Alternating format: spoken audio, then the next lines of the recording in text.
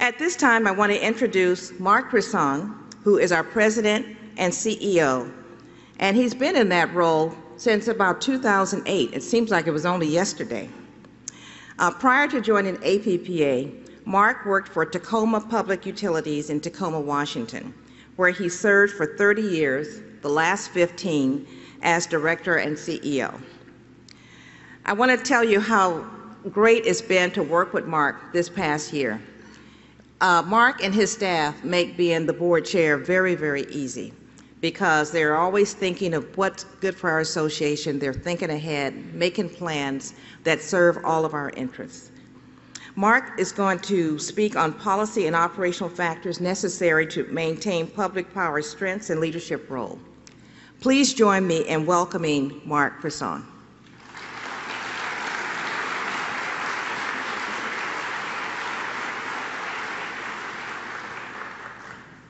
Thanks, Phyllis, for that introduction, and thank you for all you do on behalf of APPA and Public Power. It's much appreciated.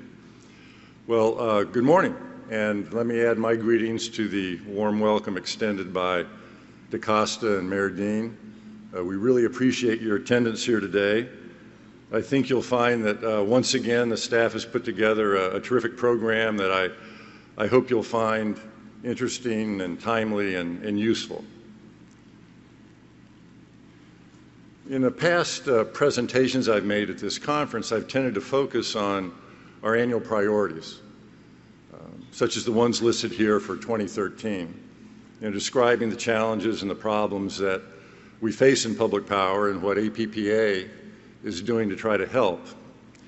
But today I'd like to take a little bit different approach. Instead of describing in detail the dimensions of the problems we face, I'd like to focus instead and provide you a brief summary on some of the recent progress we've made in these priority areas. Let me start first with environmental regulation. This has been a priority now for many years. Due to the persistent efforts of APPA and many of its members, the Environmental Protection Agency recently reproposed a final rule on RICE emissions. Now, for those of you that aren't familiar with RICE, it stands for Reciprocating Internal Combustion Engines, basically small diesel engines, but they are operated by hundreds of our members. This rule would have imposed a real hardship on them. And it's very unusual for APPA to repropose a final rule. But in this new final rule, EPA incorporated a number of our recommendations, including an increase from 15 to 100 hours that an unmodified RICE unit can run in a year for emergency demand response purposes. So a significant improvement. Another positive area was in the 316 rule proposed under the Clean Water Act for intake cooling structures. Again, here we had a situation where EPA listened to industry input and reflected the flexibility we thought was needed to take care of plant requirements on a case-by-case basis. And then finally, on new source performance standards, that's NSPS, for greenhouse gases for existing, not new, but for existing coal plants.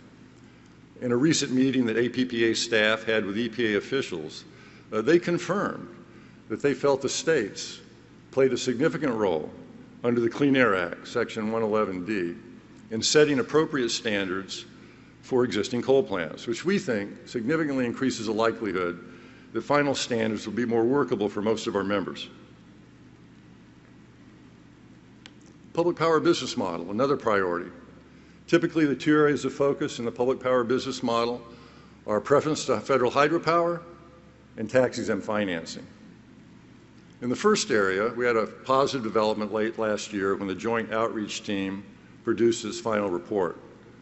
Now, this final report related to the proposed changes for the federal power marketing agencies that were proposed in former Secretary Chu's letter of March of last year.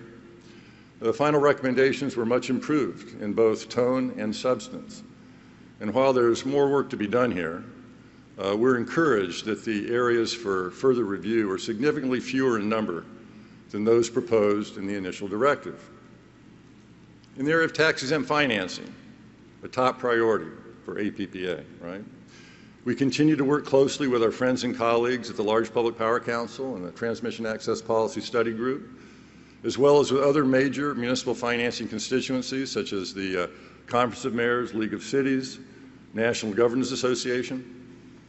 We were able to get through the lame duck session late last year without any changes to tax-exempt financing, which was a positive development and an important hurdle to get over.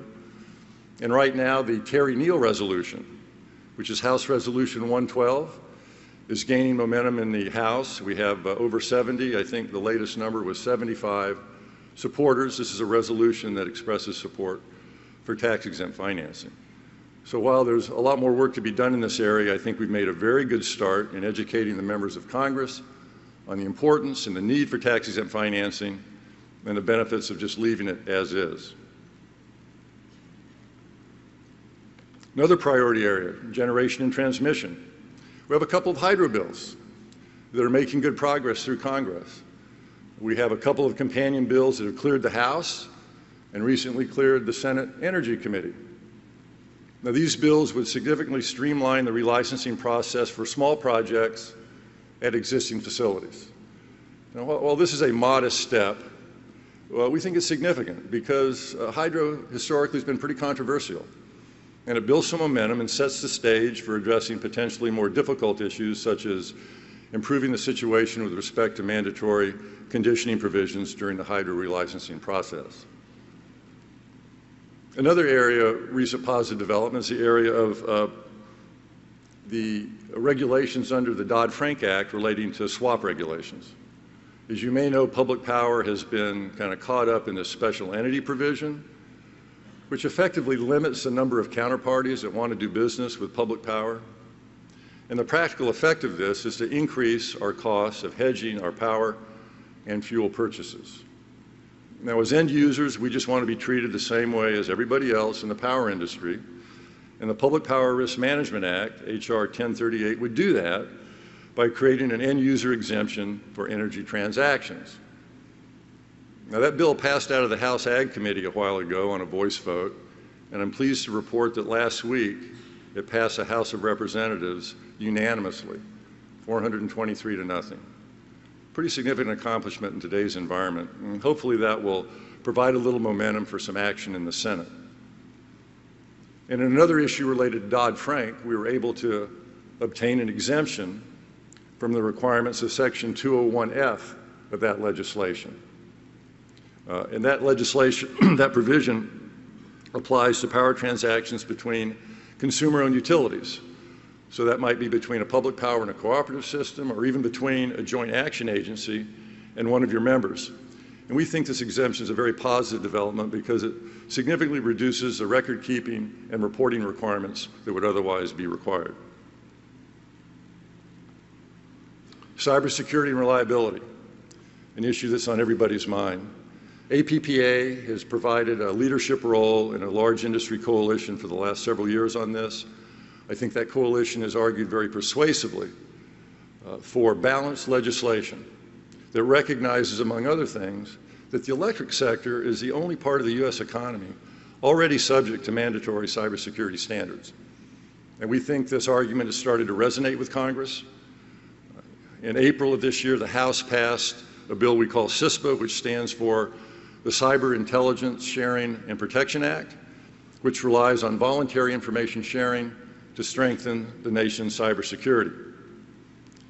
And in the area of incident response and prevention, APPA is working closely with our industry counterparts, along with the Department of Energy, Department of Homeland Security, and NERC, to form a new, more robust Energy Subsector Coordinating Council, that's ESCC, which would improve government-industry coordination during national disasters or major disruptions to the grid, whether they're physical or cyber in nature. And finally, the issue of RTO mandatory capacity markets. These exist in the PJM region in New England, and particularly in the PJM region have been a disaster for consumers. Not only have they cost consumers billions of dollars just for capacity payments, billions of dollars over the last 5 or 6 years, but we have very little new capacity to show for it. It's not working. And to make matters worse, a while back, FERC proposed something called the minimum offer price rule in the PJM RTO. And it basically, among other things, it removed the auction exemption for capacity bids made by public power and cooperative systems. This significantly undermined our ability to self-supply by increasing the risk that public power systems would have to pay twice for capacity. Once if their capacity bids didn't clear the auction, and another for the capacity that they own and operate. But we're very pleased last month when FERC approved a settlement that's tailored to our members' needs, that restores the self-supply exemption for public power and cooperative systems in PJM. Very positive development. And in a separate action, in a different region, FERC declined to approve. They declined to approve a proposed mandatory capacity market in the Midwest Independent System Operator, in that ISO. And in their final decision, they cited APPA arguments that we made in our brief opposing that proposal. So that's a brief summary of some of the more positive things we've experienced recently, making progress towards some of our priority issues. Now I'd like to shift gears a little bit and talk about just one of these priority issues, the public power business model. I think you're all familiar with it. We hear a lot from our members that it's important, that we do what we can to support that. You see here the elements of our business model. We're locally owned and controlled, strong customer focus because we're owned by our customers, a very competitive cost structure due to preference to federal hydropower, tax-exempt financing. We're not for profit. And we have a real emphasis on reliable service. So we continue to work hard at APPA to try to maintain our business model in a way that's sound and sustainable. So I'd like to share with you some of the specific things we're doing right now to make our business model strong. Starting with local control and governance. Local control is our greatest strength, except when it's not. It can be our greatest weakness. Successful public power systems have strong, good governing bodies. Groups that take the time to learn about our industry issues, that take their fiduciary responsibility seriously, that consistently make good business decisions. And in order to prepare and strengthen your governing bodies, APPA is expanding its offerings for our members by providing a flexible policymaker certification course. These classes can be taken either in person or online or a combination of both. And we also offer the option of coming in and providing the training in-house, which has the advantage of saving on travel time and expense and having all of your policymakers together to participate in the training at the same time. We've also updated our Model City Charter with the help of our task force that's currently available at our APPA product store. This is a succinct 5-page description of how best to structure, govern, and operate a public power system. In the area of customer focus, I would argue communication with our customers is more important than ever as customer expectations on service change and we begin to serve an entirely new generation of customers. Do they know what public power is? Do they understand the advantages offered by public power? You may recall at our conference last year, we introduced our Pride in Public Power initiative with a Pride in Public Power video. It's been accessed by many of you and is available on our website. We're now expanding that initiative to include ads and customizable customer information pieces on a variety of topics such as the advantages of local control, economic development, and new industry technologies. Those resources are currently available on our website at publicpower.org/pride. And look for a letter from me soon after this national conference describing additional resources that will be available to you on this website, publicpower.org/pride. And of course, we continue to focus on enhancing public power's competitive cost structure by working on these priority areas that I mentioned earlier: federal PMAs, tax-exempt financing, and industry regulation. And finally, in the area of reliable service, reliability is job one for public power. And we continue to expand our initiatives in the reliability area. RP3 has become a real signature program for APPA. It continues to grow and expand. We have nearly 200 public power systems now that are RP3 designated, reliable public power provider. We also are developing new tools in the reliability area. With the benefit of a deed grant We developed e-reliability, e-reliability tracker in-house. This is a very user-friendly tool that you can access, develop, and track your reliability metrics, and helps you identify opportunities for improvement in the reliability area. And APPA has recently re-emphasized the focus on mutual aid. In the wake of Superstorm Sandy, and based on a lot of the feedback we got from our members and under the direction of our board, EPA is expanding its role in the mutual aid area. We're creating a listserv as well as a nationwide public power task force on mutual aid. And as I mentioned earlier, we're working with a government industry coalition to enhance our response to national disasters. And on that note, you may have seen this picture in Public Power Daily last month.